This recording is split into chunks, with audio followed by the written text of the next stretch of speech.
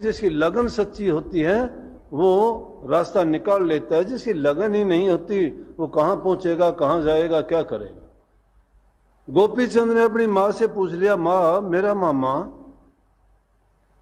साधु क्यों हो गया, राजा था, भर्तरी साधु क्यों हुआ।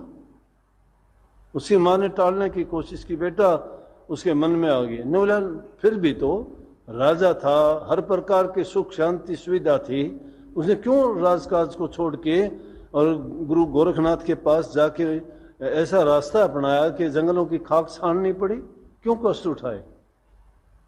बोले बेटा दुनिया है ये, तेरा मामा बहुत सच्चा था, सही था, लेकिन एक ठोकर लगी उसको। उसकी जो पत्नी थी उससे उसने धोखा खाया, क्योंकि पहले पत्नी उसकी बहुत अच्छी थी, पतिव्रता थी, हर नियम का पालन करने वाली थी, और वो किसी कारण से, किसी बात के कारण शरीर त्याग दिया उसने अपनी इच्छा से। राजा भर्तरी को बड़ा धोखा लगा। धोखा लगा तो उसने क्या किया, दूसरे लोगों के कहने से दूसरी शादी कर ली। दूसरी शादी करने से उसका विश्वास वही हो गया कि ये भी वैसी पतिव्रता होगी, लेकिन वो पतिव्रत धर्म निभाने वाली औरत नहीं थी, और वो उस धर्म को नहीं निभाने वाली थी। सारी कहानी बताई कि क्या क्या हुआ, किस तरह से उसके साथ धोखा हुआ। और जब उस धोखे को, छल को, बेईमानी को उसने देखा और सुना कि देखो मैं जिसको अपनी मानता था, जिस पर मैं इतबार विश्वास करता था, जिसको मैंने किसी नेक औरत के ख्यालात को सोच के इसमें भी वही ख्यालात माने, और इसने जो है तेरे साथ इतना धोखा और इतना दगा किया। बोला कि संसार धोखेबाज लोगों का है, बेहतर है संसार को छोड़ दिया जाए, यहां कोई भी किसी का नहीं है कोई किसी का। जिनका जुड़ाव होगा तो birds of a feather flock together, जो इंसान जैसा होगा अपने जैसे इंसान को ढूंढ लेगा, क्योंकि उनकी बात से बात मिलती है।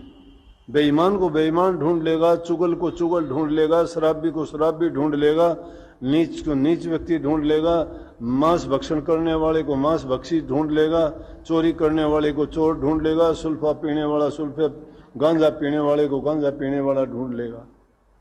क्योंकि उनके विचार, उनके ख्यालात, उनका जीवन, उनकी इच्छाएं, उनकी चाह एक जैसी हैं, तो उनको वही अच्छे लगेंगे। उनके सामने चाहे तुम कितना भी ज्ञान का भंडार खोल दो, कितना भी अच्छाई की बात बताओ, कितने भी उनको जीवन सुधार की बताओ, कल्याण की बताओ, भलाई की बताओ, नहीं मानते।